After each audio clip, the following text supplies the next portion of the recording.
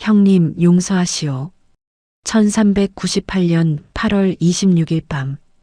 그날 조선 왕실에서는 8명이 죽었습니다. 왕자가 왕자를 죽이고 신하가 신하를 베었습니다. 주인공은 바로 이방원.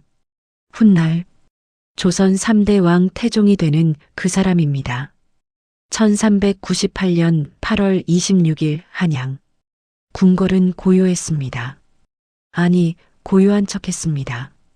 그날 밤 이방원은 500명의 사병을 이끌고 움직였습니다. 목표는 단 2가지. 첫째, 정도전을 제거한다. 둘째, 이복 동생들을 제거한다. 왜? 그들이 자신의 왕위를 위협하니까. 냉혹하죠? 하지만 이것이 권력의 속성입니다. 가자. 이방원의 한마디에 500명의 군사가 일제히 움직였습니다. 그들은 이미 여러 번 전장을 누빈 정예병들. 하지만 오늘 밤의 전쟁은 달랐습니다. 적은 외부의 왜구가 아니었습니다. 같은 궁궐 안, 같은 조선 사람들이었으니까요. 어떤 군사는 떨었습니다. 우리가 정말 이래도 되는 겁니까? 대답은 없었습니다. 명령은 이미 내려졌으니까. 첫 번째 목표 정도전. 조선 건국의 1등 공신이자 이성계의 오른팔. 하지만 이방원에게 그는 제거해야 할 정적 1호였습니다. 왜? 정도전은 왕자가 아닌 재상이 나라를 이끌어야 한다고 주장했으니까. 그날 밤 정도전의 집은 순식간에 포위됐습니다. 정도전, 나와라. 문이 부서지고 비명이 터졌습니다. 정도전은 도망치려 했지만 소용없었습니다. 칼이 그의 목을 쳤습니다. 조선 최고의 책사는 그렇게 죽었습니다. 두 번째 목표는 더 잔혹했습니다. 이복 동생들, 방석, 방번. 이들의 죄? 왕위 계승 서열이 이방원보다 앞섰다는 것. 단지 그것뿐이었습니다. 저들도 죽여야 합니까? 군사 하나가 물었습니다. 명령이다. 짧은 대답. 그날 밤 어린 왕자 2명이 칼에 맞아 죽었습니다. 나이 방석 17세, 방번 15세. 이방원은 그들을 죽이고도 표정 하나 변하지 않았다고 합니다. 새벽 5시 모든 것이 끝났습니다. 정도전과 그의 측근 6명, 그리고 왕자 2명. 총 8명이 죽었습니다. 단 한밤에 궁궐 마당에는 피가 흥건했고 살아남은 사람들은 공포에 떨고 있었습니다. 이방원은 피 묻은 칼을 천천히 내려다봤습니다. 승리의 표정? 아니었습니다. 그의 얼굴에는 아무 감정도 없었습니다. 마치 해야 할 일을 한 것처럼. 그는 중얼거렸다고 합니다. 이제 시작이다. 소식을 들은 태조 이성계는 충격에 빠졌습니다. 자신의 아들이 다른 아들들을 죽였다니. 그는 이방원을 불렀습니다. 내 동생들을 어찌 그럴 수가 있느냐. 하지만 이방원은 담담했습니다. 나라를 위해서였습니다. 그 한마디에 태조는 말을 잃었습니다. 아들이 괴물이 되어 있었으니까요. 이 사건 이후 이방원의 길은 열렸습니다. 1400년 정종이 왕위에 올랐지만 실권은 이방원에게 있었습니다. 1401년 이방원은 정식으로 세자가 됐습니다. 1418년 마침내 왕위에 올라 태종이 됐습니다. 그가 왕이 되기까지 걸린 시간 20년. 그가 흘린 피 수십 명. 형제, 신하, 심지어 처가 식구들까지. 사람들은 묻습니다. 태종 이방원, 그는 폭군이었나? 명군이었나? 정답은 없습니다. 하지만 분명한 건 그는 왕이 되기 위해 인간성을 버렸다는 것. 그리고 그 대가로 조선 왕조 500년의 기틀을 세웠다는 것. 여러분이라면 어떻게 하셨겠습니까? 왕이 되기 위해 형제를 죽일 수 있겠습니까? 1400년 1월 이방원이 왕권을 장악한 지 1년 반. 그런데 이상한 소문이 들려왔습니다. 태조께서 북쪽에서 군사를 모으신다던데 아버지가 아들을 치려한다? 믿을 수 없는 일이 벌어지고 있었습니다. 태조 이성계. 그는 왕위를 정종에게 물려준 뒤 함흥으로 떠났습니다. 표면적 이유? 휴양. 하지만 진짜 이유는 따로 있었습니다. 자식이 자식을 죽이는 끔찍한 광경을 견딜 수 없었던 겁니다. 내가 세운 나라가 이런 피바다가 될 줄이야. 태조는 한양을 등지며 눈물을 흘렸다고 합니다. 하지만 그 눈물 뒤에는 분노가 숨어 있었습니다. 태조는 함흥으로 방향을 잡고 갔습니다.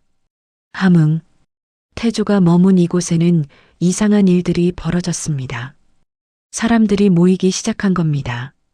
처음엔 10명, 그 다음엔 100명, 그리고 1000명. 이들은 대체 누구였을까요? 태조의 옛 부하들, 불만을 품은 백성들, 그리고 이방원을 증오하는 사람들. 그들 앞에는 조사이라는 인물이 있었습니다. 겉으로는 조사이가 주동자였지만 모두가 알고 있었습니다. 진짜 중심에는 태조가 있다는 것을 한양 조정은 발칵 뒤집혔습니다. 태조께서 정말 군사를 일으킬 생각이신가? 대신들은 감히 입 밖에 내지 못했지만 모두 같은 생각을 하고 있었습니다. 부자의 전쟁이 벌어지는 건가? 문제는 백성들이었습니다. 태조는 여전히 백성들에게 영웅이었으니까요. 조선을 세운 창업주, 고려의 부패를 끝낸 구원자. 반면 이방원은 형제를 죽인 왕자로 기억되고 있었습니다. 아니, 이제는 실권자 이방원. 그는 깊은 고민에 빠졌습니다. 아버지를 칼로 막을 수는 없다. 왕권을 지키려면 반란을 진압해야 하는데 그 반란의 중심에 아버지가 있다니. 만약 군사를 보내 아버지와 싸운다면 백성들은 자신을 페르나로 낙인 찍을 겁니다. 하지만 가만히 있는다면 왕권은 무너지고 나라는 혼란에 빠질 겁니다.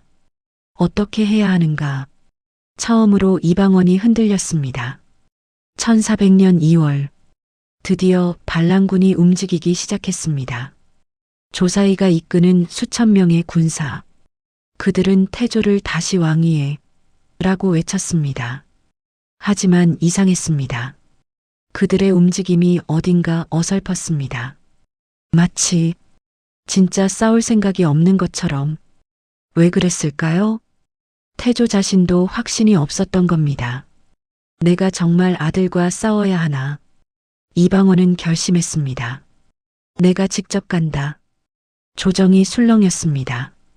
왕께서 직접 군사를 이끄신다고? 위험천만한 선택이었습니다. 하지만 이방원에게는 계산이 있었습니다. 내가 직접 가면 아버지는 칼을 들지 못하실 것이다. 아무리 분노해도 아버지는 아버지니까. 자식을 직접 죽일 수는 없으니까. 이방원은 바로 그 부정을 노린 겁니다. 냉정하죠?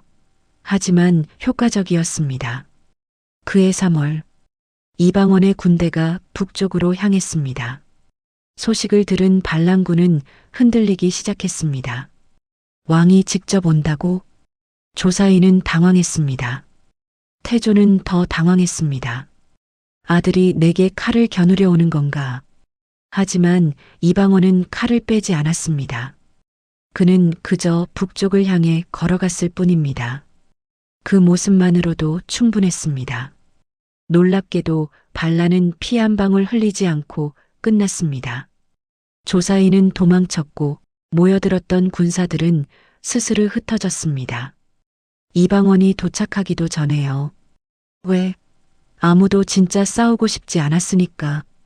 태조도 반란군도 그리고 이방원도. 이건 전쟁이 아니었습니다. 아버지와 아들 사이의 감정 싸움이었을 뿐입니다. 이 사건 이후 유명한 말이 생겼습니다. 함흥차사. 태종이 아버지를 모시러 사신을 보냈지만 태조는 그 사신들을 모두 죽여버렸다는 이야기. 진짜일까요? 역사학자들은 의견이 분분합니다. 하지만 분명한 건 태조와 태종의 관계는 끝내 회복되지 못했다는 것. 아버지는 아들을 용서하지 못했고 아들은 아버지의 그림자에서 벗어나지 못했습니다. 권력이란 무엇일까요? 가족마저 갈라놓는 괴물. 태종 이방원은 그 괴물과 평생을 싸워야 했습니다. 왕이 되었습니다. 형제도 제거했습니다.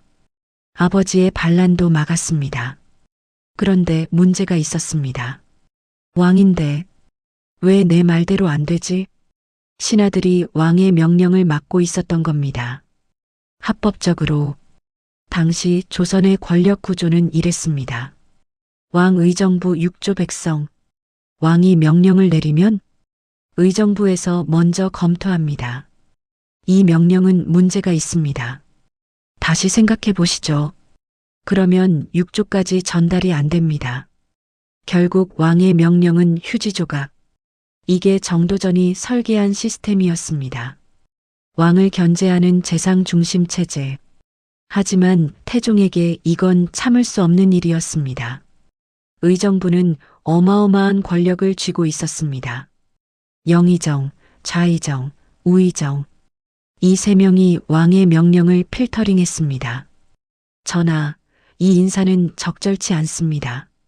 전하, 이 정책은 백성들에게 부담입니다. 듣기엔 좋은 말이죠? 하지만 태종은 알고 있었습니다. 이건 견제가 아니라 방해다. 더 큰 문제는 대신들끼리 짜고 움직인다는 것. 왕 혼자와 의정부 전체. 이건 싸움이 안 됩니다. 1414년 어느 날, 태종은 중요한 군사정책을 발표하려 했습니다. 하지만 의정부에서 막았습니다. 신중히 재검토해야 합니다. 태종은 폭발했습니다. 내가 왕이냐, 너희가 왕이냐. 하지만 대신들은 의연했습니다. 전하, 제도가 그러합니다. 제도, 바로 그거였습니다. 정도전이 만든 그 제도가 발목을 잡고 있었던 겁니다. 태종은 그날 밤 결심했습니다. 제도를 바꾸겠다. 태종의 계획은 단순했습니다. 중간 단계를 없애버리는 겁니다. 이름하여 육조직계제. 왕이 6개 부처에 직접 명령하는 시스템. 의정부? 그냥 자문기구로 격하. 이게 얼마나 혁명적인 발상인지 아십니까? 지금으로 치면 대통령이 국무총리를 건너뛰고 각 부처 장관들한테 직접 지시하는 겁니다. 권력의 중심을 완전히 바꾸는 거죠. 1414년 12월 태종이 육조직계제를 선포했습니다. 조정은 술렁였습니다. 전하, 이는 조종의 법을 어기는 일입니다. 권력이 한 곳에 집중되면 폭정이 됩니다. 대신들의 반발이 거셌습니다. 당연하죠. 자기들 권력이 날아가는데. 하지만 태종은 단호했습니다. 과인이 왕이다. 왕의 명령은 곧 법이다. 반대하는 자는 직위를 내놓아라. 칼로 협박한 게 아닙니다. 제도로 합법적으로 밀어붙인 겁니다. 1415년 1월 육조직계제가 본격 시작됐습니다. 2조 인사부, 호조 재정부, 예조 문화부, 병조 국방부, 형조 법무부, 공조 건설부 6개 부처 장관들이 매일 아침 왕 앞에 섰습니다. 호조판서, 올해 세금 징수 상황 보고하라. 병조판서, 북방 군사 배치 현황은 직접 보고 직접 지시. 중간에 의정부가 끼어들 틈이 없었습니다. 처음엔 혼란스러웠습니다. 관료들은 어떻게 움직여야 할지 몰랐고 문서 체계도 다시 짜야 했습니다. 하지만 태종은 밀어붙였습니다. 놀라운 일이 벌어졌습니다. 정책 결정 속도가 3배나 빨라졌습니다. 왜? 의정부라는 필터가 사라졌으니까. 왕이 이렇게 하라 하면 바로 실행됐습니다. 백성들도 변화를 느꼈습니다. 요즘 관청 일처리가 빨라졌네? 뭔가 나라가 돌아가는 느낌이야. 태종의 노림수가 맞아떨어진 겁니다. 왕권 강화와 행정 효율 일석이조였습니다. 반발하던 대신들도 서서히 인정할 수밖에 없었습니다. 육조직계제는 실제로 효과가 있었으니까 더 중요한 건 태종의 의지였습니다. 저 양반 진짜 밀어붙이네. 반대하면 파직. 말을 안 들으면 유배. 태종은 망설이지 않았습니다. 권력을 나눠 가질 생각이 없었던 겁니다. 결국 대신들은 새 제도에 적응했습니다. 선택의 여지가 없었으니까. 육조직계제. 이 제도는 조선 왕권의 전환점이었습니다. 태종 이전의 왕들은 신하들 눈치를 봤습니다. 태종 이후의 왕들은 신하들이 왕 눈치를 봤습니다. 물론 세조 같은 강한 왕들 때 이야기지만요. 약한 왕들은 다시 의정부에 휘둘렸습니다. 하지만 중요한 건 태종은 왕이 진짜 왕 노릇할 수 있는 시스템을 만들었다는 것. 그는 단순히 사람을 죽인 게 아니라 제도를 죽이고 새로 만들었습니다. 어떤 게 더 무서울까요? 칼로 목을 치는 거? 아니면 제도로 권력을 빼앗는 거? 태종은 둘 다 했습니다. 그래서 역사는 그를 냉혹한 현실주의자라 부릅니다. 제도를 바꿨습니다. 왕권도 강화했습니다. 그런데 또 문제가 생겼습니다. 이번엔 더 가까운 곳에서 바로 왕비의 집안이었습니다. 전하, 제 오빠들을 죽이시려는 겁니까? 원경왕후의 떨리는 목소리. 태종은 대답하지 않았습니다. 이미 결심했으니까요. 원경왕후 민씨, 태종의 아내이자 조선의 국모. 그녀에게는 두 오빠가 있었습니다. 민무구와 민무질. 이들은 태종이 왕위에 오르는데 큰 공을 세운 공신들이었습니다. 1차 왕자의 난 때도 함께 싸웠고 태종을 끝까지 지지했던 사람들이죠. 하지만 문제가 있었습니다. 이들이 너무 큰 권력을 쥐고 있었다는 것. 우리는 왕비의 오빠다. 이 한마디로 조정을 휘두르고 있었습니다. 민무구는 특히 심했습니다. 내 누이 동생이 왕비인데 누가 감히 나를 건드려? 그는 공공연하게 뇌물을 받았고 백성들을 함부로 대했습니다. 한 번은 이런 일도 있었습니다. 백성 한 명이 민무구의 집 앞을 지나가다가 실수로 담장에 기대었습니다. 민무구는 그 사람을 매질했습니다. 감히 왕비 오빠의 집에 손을 대? 소문은 삽시간에 퍼졌습니다. 민씨 집안이 너무 날뛴다. 대신들도 불만이 쌓여갔습니다. 민씨 형제가 인사에 개입하고 뇌물로 관직을 팔고 심지어 왕의 결정에도 영향을 미치려 했습니다. 전하, 이번 인사는 제거하셔야 합니다. 민무질이 대놓고 왕에게 말했습니다. 신하가 왕에게 하는 말투가 아니었죠. 하지만 태종은 참았습니다. 왕비의 얼굴을 봐서라도 아내의 가족인데 어떻게 손을 대나? 하지만 참는데도 한계가 있었습니다. 그런데 얼마 후 결정적인 사건이 터졌습니다. 민무구와 민무질이 사람들을 모으고 있다는 첩보가 들어왔습니다. 뭐 하려고 사람을 모으는 거지? 더 심각한 건 그들이 군사와 접촉하고 있다는 것. 태종의 눈빛이 차갑게 변했습니다. 설마 역모를 꾸미는 건가? 사실 역모까지는 아니었을 겁니다. 하지만 태종에게는 충분한 명분이었습니다. 왕권을 위협하는 세력은 제거한다. 가족이라도. 태종은 원경왕후를 불렀습니다. 오빠들이 위험한 일을 꾸미고 있소. 왕후는 믿을 수 없다는 표정이었습니다. 전하, 그럴 리 없습니다. 제 오빠들은 증거가 있소. 태종은 차갑게 말했습니다. 왕후는 무릎을 꿇었습니다. 전하, 제발 한 번만 용서해 주십시오. 눈물이 쏟아졌습니다. 하지만 태종은 고개를 돌렸습니다.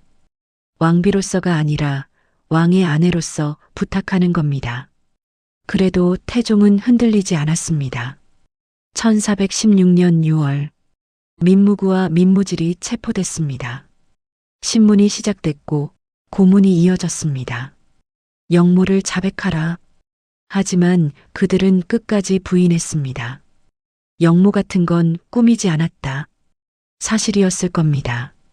하지만 태종에게 진실은 중요하지 않았습니다. 중요한 건 명분이었으니까요. 결국 민무구는 사형, 민무질도 유배형을 받고 곧 죽었습니다. 왕비의 오빠들이 하루아침에 사라진 겁니다. 그날 이후 왕과 왕비 사이에는 깊은 금이 갔습니다. 원경왕후는 남편을 원망했습니다. 어떻게 제 가족을 말도 제대로 섞지 않았습니다. 밤에도 따로 잤습니다. 태종도 괴로워했을까요? 아마도. 하지만 그는 왕이었습니다. 왕은 개인의 감정보다 나라를 먼저 생각해야 했습니다. 적어도 태종은 그렇게 믿었습니다. 민씨 형제 제거는 중요한 의미가 있었습니다. 외척의 힘을 꺾은 거죠. 외척이 뭐냐고요? 왕비나 후궁의 친척들입니다. 역사적으로 이들이 권력을 쥐면 나라가 혼란해졌습니다. 고려 말기도 그랬고 훗날 조선 후기도 그랬죠. 태종은 이걸 미리 막은 겁니다. 왕비의 가족이라도 함부로 못한다. 이 메시지를 온 나라에 보낸 겁니다. 냉혹하지만 효과는 확실했습니다. 원경왕후는 평생 남편을 용서하지 못했다고 합니다. 하지만 태종도 평생 그 선택을 후회했을 겁니다. 어느 날 태종이 혼잣말로 중얼거렸다고 하죠. 왕관이 이렇게 무거운 줄 몰랐다. 형제를 죽이고 아버지와 등지고 이제는 아내의 가족까지 제거했습니다. 왕위를 지키기 위해 그는 모든 걸 버렸습니다. 여러분이라면 어땠을까요? 사랑하는 사람의 가족을 나라를 위해 희생시킬 수 있었을까요? 태종은 그렇게 했습니다. 그래서 그는 외로운 왕이었습니다. 가족도 정리했습니다. 제도도 바꿨습니다. 하지만 아직 남았습니다. 바로 공신들, 함께 전쟁터를 누볐던 전우들, 목숨을 걸고 싸웠던 동료들. 하지만 태종의 칼날은 이들도 비켜가지 않았습니다. 전우? 그건 옛날 이야기다. 조선 초기 나라를 세우는 데 공을 세운 사람들을 공신이라고 불렀습니다. 이들에게는 엄청난 특권이 주어졌습니다. 땅도 받고 노비도 받고 관직도 보장됐죠. 심지어 죄를 지어도 함부로 처벌할 수 없었습니다. 우리는 나라를 세운 공신이다. 이 한마디면 모든 게 용서되던 시절. 하지만 시간이 지나면서 문제가 생겼습니다. 공신들이 너무 교만해진 겁니다.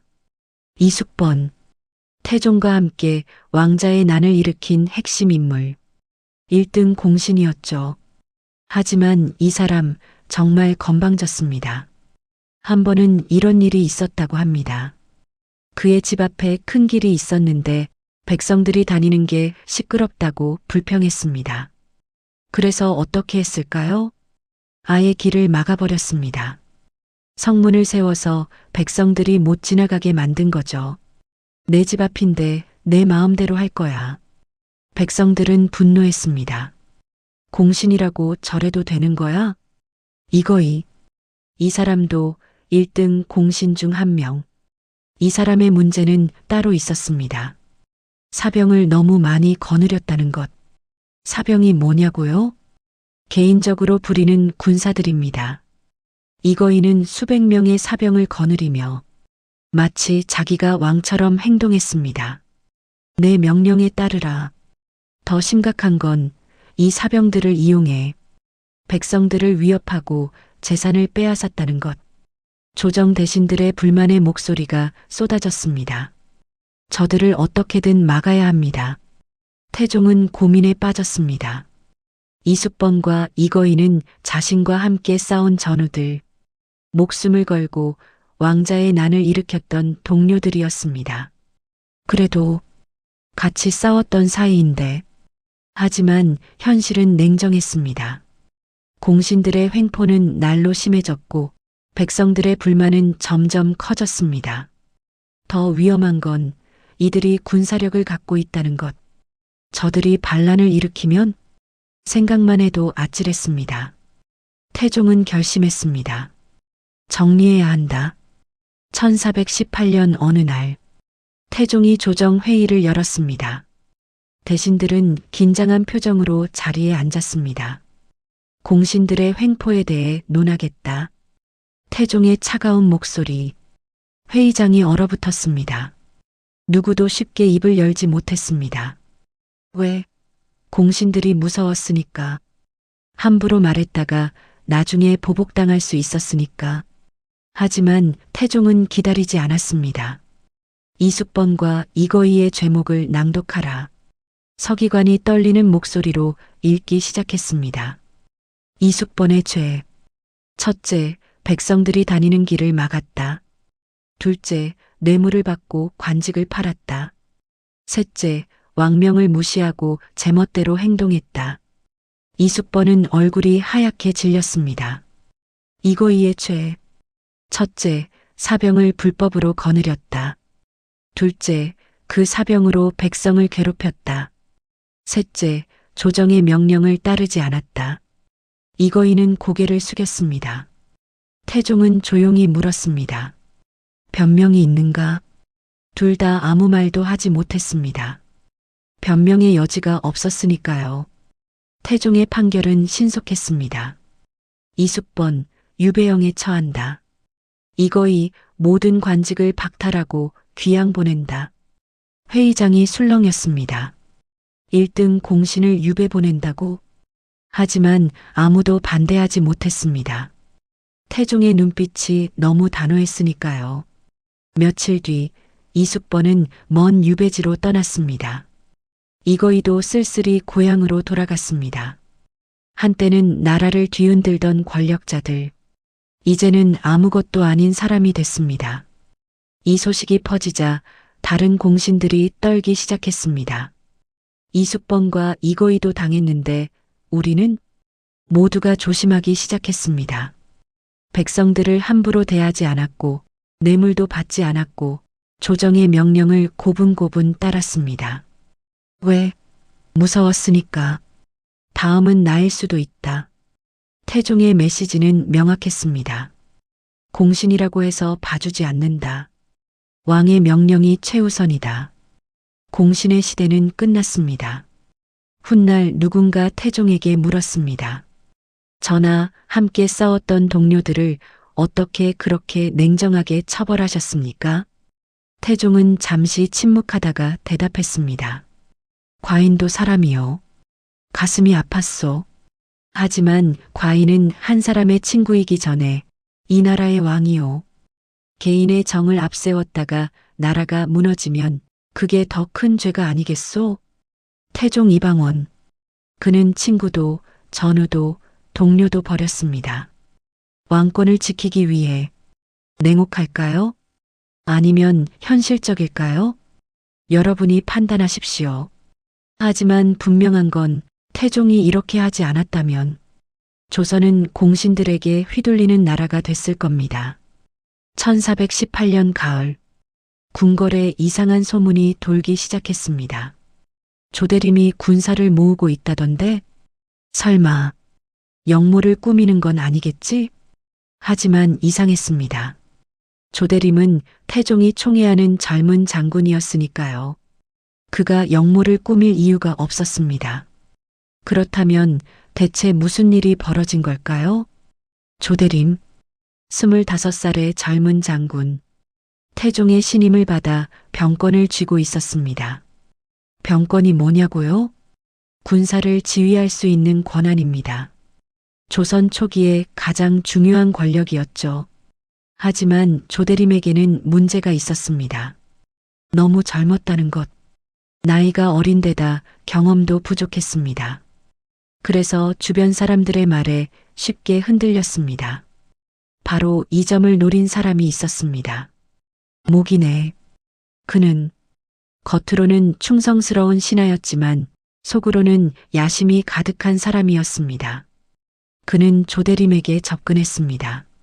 장군, 요즘 조정 분위기가 심상치 않습니다. 대신들이 장군을 시기하고 있습니다. 조심하지 않으면 위험할 수 있습니다. 조대림은 불안해졌습니다.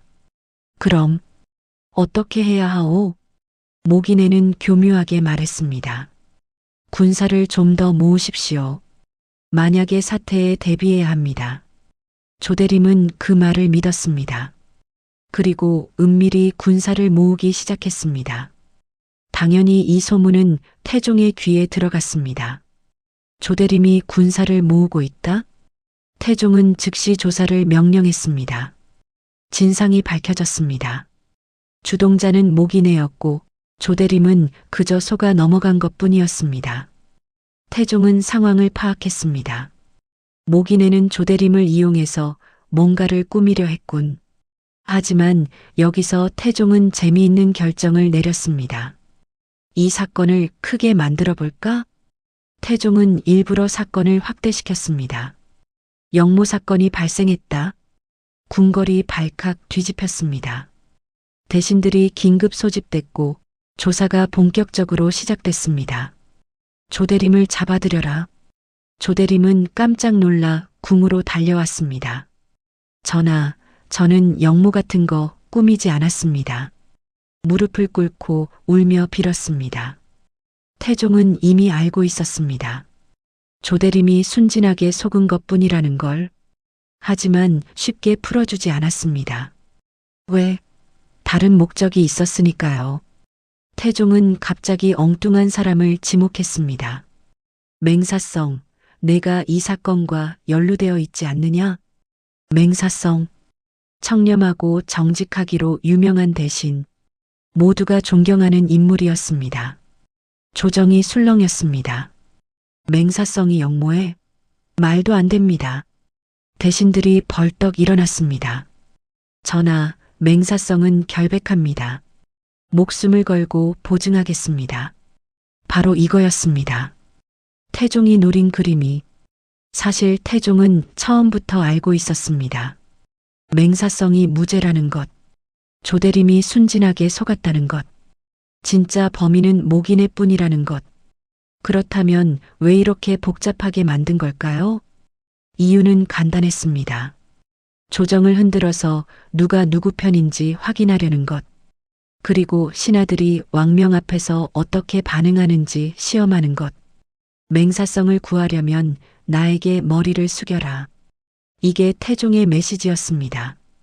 대신들은 매일같이 상소를 올렸습니다. 전하, 맹사성을 풀어주십시오. 무릎 꿇고 애원했습니다. 며칠이 지나고 몇 주가 지났습니다.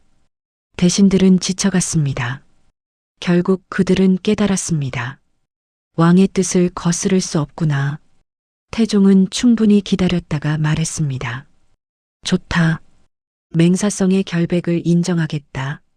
조대림도 용서하겠다. 하지만 모기내는 처형한다. 대신들은 안도의 한숨을 쉬었습니다. 하지만 동시에 깨달았습니다. 왕이 얼마나 무서운 사람인지. 흥미로운 건 조대림의 병권은 그대로 유지됐다는 것. 사람들은 의아해했습니다.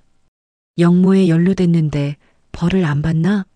하지만 태종의 계산은 달랐습니다. 조대림은 어리석었지만 충성스러웠습니다. 그리고 태종이 통제할 수 있는 인물이었습니다. 오히려 이번 일로 더 단단해졌습니다. 전하의 은혜를 잊지 않겠습니다. 태종은 미소 지었습니다. 너는 앞으로 내 손 안에서만 움직일 것이다. 이 사건은 태종의 정치력을 보여주는 완벽한 사례입니다. 진짜 영모가 아니었지만 영모처럼 만들었고 무고한 사람을 끌어들였다가 풀어줬고 진짜 범인만 정확히 처벌했습니다. 그 과정에서 조정 전체를 자기 뜻대로 움직였죠. 누군가 말했습니다. 태종은 칼로 사람을 죽이는 게 아니라 정치로 사람을 죽인다. 맞는 말입니다. 그는 단순한 폭군이 아니었습니다. 계산된 냉혹함을 가진 정치의 달인이었습니다. 모기내는 죽었고 조대림은 충성스러운 신하가 됐고 맹사성은 왕의 은혜를 입었고 대신들은 왕권 앞에 고개를 숙였습니다. 한 번의 사건으로 4마리 토끼를 잡은 셈이죠. 이게 바로 태종 이방원의 정치였습니다. 왕으로서는 성공했습니다. 형제를 제거하고 공신을 정리하고 제도를 바꿨습니다. 조선은 안정됐습니다. 하지만 한 가지 문제가 남았습니다. 바로 후계자, 맏아들 양녕대군. 태종은 밤마다 고민했습니다. 저 아이가 과연 왕이 될 수 있을까? 양녕대군, 태종의 맏아들이자 세자. 어릴 적엔 총명했습니다. 책도 잘 읽고 글씨도 잘 썼고 예의도 바랐습니다. 이 아이가 훌륭한 왕이 되겠구나. 태종은 기대에 부풀어 있었습니다. 하지만 시간이 지나면서 뭔가 이상해졌습니다. 15살을 넘어서면서부터였죠. 양녕은 점점 달라지기 시작했습니다. 처음엔 사소한 일들이었습니다. 전하, 세자께서 오늘도 공부를 빠지셨습니다. 또 어디 갔나? 사냥을 나가셨다고 합니다. 태종은 처음엔 그러려니 했습니다. 젊은 나이에 답답할 수도 있지. 하지만 빈도가 점점 잦아졌습니다. 일주일에 1번, 일주일에 3번, 거의 매일. 공부는 뒷전이고 사냥만 다녔습니다. 대신들이 걱정하기 시작했습니다. 세자의 행실이 심상치 않습니다. 더 큰 문제가 터졌습니다. 양녕이 어떤 여자와 자주 만난다는 소문. 그것도 아버지 태종의 후궁이었습니다. 후궁 어리. 태종의 여자였죠. 세자가 어리를 만난다고? 태종은 충격을 받았습니다. 아들이 아버지의 여자를 탐한다? 이건 단순한 기행이 아니었습니다. 왕실의 질서를 무너뜨리는 행위였습니다. 조정이 발칵 뒤집혔습니다. 세자가 미쳤습니까? 대신들이 수군거렸습니다. 양녕의 기행은 계속됐습니다. 궁 밖을 몰래 나가서 기생집을 드나들었고 술을 마시고 소란을 피웠고 심지어 관리들과 싸우기도 했습니다. 한 번은 이런 일도 있었습니다. 대신 하나가 양녕을 꾸짖었습니다. 세자로서 행실을 바르게 하셔야 합니다. 양녕은 웃으며 대답했습니다. 나는 세자가 되고 싶지 않았소. 충격적인 말이었습니다. 세자 자리를 거부한다고? 소문은 삽시간에 퍼졌습니다. 태종은 깊은 고민에 빠졌습니다. 왕으로서는 양녕을 폐해야 했습니다. 저런 사람이 왕이 되면 나라가 망합니다. 하지만 아버지로서는 차마 그럴 수 없었습니다. 내 아들인데 어떻게 버리나? 밤마다 혼자 술을 마셨습니다. 신하들은 조심스럽게 말했습니다. 전하, 결단을 내리셔야 합니다. 세자를 바꾸지 않으면 조선의 미래가 없습니다. 태종은 알고 있었습니다. 하지만 쉽게 결정할 수 없었습니다. 왕으로 살아온 세월 중 가장 힘든 순간이었습니다. 그때 사람들이 주목한 인물이 있었습니다. 셋째 아들 충녕대군. 양녕과는 정반대의 성격이었습니다. 조용하고 차분하고 학문을 좋아했습니다. 밤새 책을 읽고 새벽마다 공부를 정리했습니다. 대신들은 충녕을 볼 때마다 감탄했습니다. 저분이야말로 왕의 그릇입니다. 태종도 충녕을 지켜봤습니다. 저 아이라면 나라를 잘 이끌 수 있을 것 같은데 마음이 서서히 기울기 시작했습니다. 1418년 6월 태종은 마침내 결심했습니다. 세자를 바꾸겠다. 조정회의가 열렸습니다. 대신들은 긴장한 표정으로 앉아 있었습니다. 태종이 입을 열었습니다. 양녕은 세자의 자격이 없다. 오늘부로 세자 자리를 폐한다. 회의장이 조용해졌습니다. 누구도 반대하지 않았습니다. 모두가 예상했던 일이었으니까요. 태종은 이어서 말했습니다. 충녕을 새로운 세자로 책봉한다. 박수 소리가 터져 나왔습니다. 양녕대군은 놀랍게도 담담했습니다. 세자 자리를 빼앗겼는데도 화를 내지 않았습니다. 오히려 안도하는 표정이었습니다. 이제 자유로워졌구나. 훗날 사람들은 말했습니다. 양녕은 일부러 기행을 부렸다고, 세자 자리가 싫어서 일부러 문제를 일으켰다고.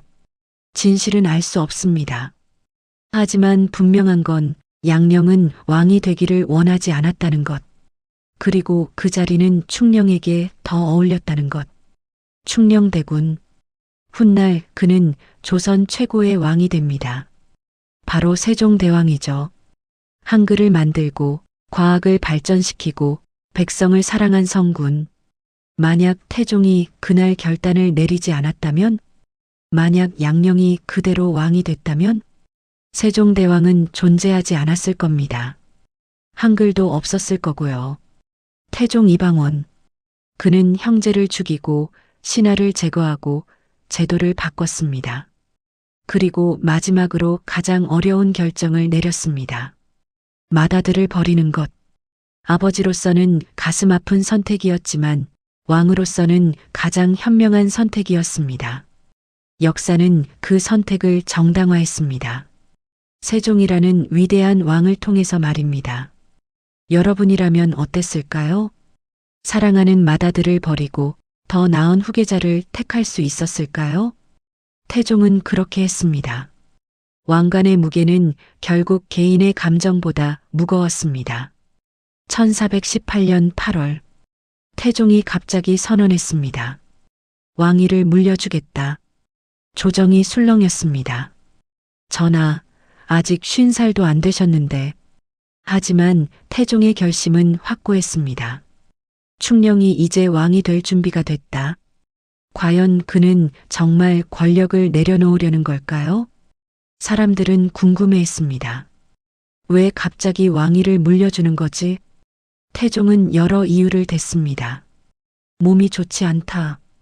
충령이 이미 준비가 되어 있다. 이제 쉬고 싶다. 하지만 진짜 이유는 따로 있었습니다. 태종은 자신이 너무 많은 피를 흘렸다는 걸 알고 있었습니다. 형제를 죽이고 신하를 숙청하고 공신을 제거했죠. 백성들의 시선이 곱지 않았습니다. 피의 왕, 냉혹한 왕, 이런 별명이 따라다녔습니다. 내가 물러나야 충령이 깨끗하게 시작할 수 있다. 1418년 9월 9일, 22살의 충령대군이 왕위에 올랐습니다. 훗날의 세종대왕이죠. 백성들은 기뻐했습니다. 새 임금이 오셨다. 젊고 학문이 깊은 임금이시다. 조정도 환영했습니다. 태종과 달리 세종은 부드럽고 자상했으니까요. 세종은 즉위식에서 말했습니다. 백성을 위한 정치를 펼치겠습니다. 환호가 쏟아졌습니다. 태종은 뒤에서 그 모습을 지켜보며 생각했습니다. 잘하고 있구나. 태종은 이제 상황이 됐습니다. 상황이 뭐냐고요? 왕위를 물려준 전직 왕을 말합니다. 공식적으로는 은퇴한 거죠. 태종은 궁궐 한쪽의 정각으로 물러났습니다. 이제 편히 쉬어야지. 하지만 그건 겉모습일 뿐이었습니다. 태종은 여전히 나라 일을 챙겼습니다. 중요한 결정이 있을 때마다 세종이 찾아왔습니다. 상황 마마, 이 문제를 어떻게 처리해야 할까요? 태종은 조언했습니다. 아니, 조언이라기보다는 지시에 가까웠습니다. 세종은 왕이었지만 완전한 왕은 아니었습니다. 중요한 일은 반드시 태종에게 보고해야 했습니다. 군사 문제, 인사 문제, 외교 문제, 모든 것이 태종의 승인을 거쳤습니다. 상왕께서 허락하지 않으시면 안 됩니다. 신하들도 알고 있었습니다. 진짜 권력자는 여전히 태종이라는 것. 세종은 이름뿐인 왕이고 태종이 뒤에서 모든 걸 조종하고 있다는 것. 이걸 역사에서는 뭐라고 부를까요? 상황 정치. 왕위는 물려줬지만 권력은 놓지 않은 거죠. 태종이 여전히 권력을 쥐고 있다는 걸 보여준 사건이 있었습니다. 1419년 세종 즉위 1년 뒤 박응과 이명덕이라는 두 대신이 문제를 일으켰습니다. 상왕께서 너무 간섭하십니다. 이제 세종 전하께서 직접 결정하셔야 합니다. 이 말이 태종의 귀에 들어갔습니다. 태종은 분노했습니다. 감히 과인의 권위에 도전하나? 며칠 뒤 박응과 이명덕이 체포됐습니다. 죄모? 왕권 모독. 세종은 말렸습니다. 상왕 마마 그 정도 죄는 아닙니다. 하지만 태종은 듣지 않았습니다. 결국 두 사람은 처형됐습니다. 메시지는 명확했습니다. 내가 물러났어도 권력은 여전히 내게 있다. 세종은 괴로워했습니다. 이름은 왕인데 실제론 꼭두각시였으니까요. 뭘 하려고 해도 태종의 눈치를 봐야 했습니다. 한 번은 세종이 신하에게 말했습니다. 과인이 진짜 왕이 될 수 있을까? 신하는 조심스럽게 대답했습니다. 상왕께서 계시는 한 어려울 것입니다.